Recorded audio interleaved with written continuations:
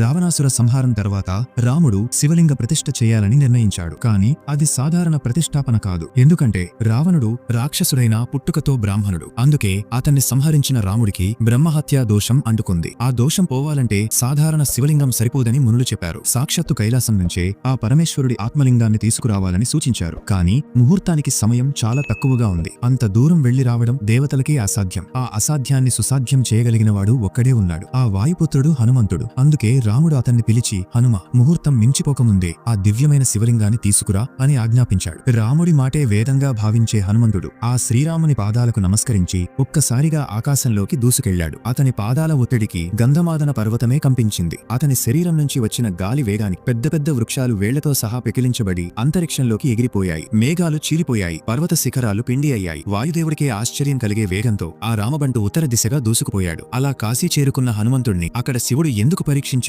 అదే సమయంలో ముహూర్తం దగ్గర పడిపోతుండటంతో రాముడు ఒక సంచలనమైన నిర్ణయం తీసుకున్నాడు. ఆ నిర్ణయం ఏంటో తెలుసుకోవాలంటే పార్ట్ 3 మిస్ అవ్వకండి. మన ఛానల్ ను సబ్స్క్రైబ్ చేసుకుని కామెంట్స్ లో జై శ్రీరామ్ అని రాయండి.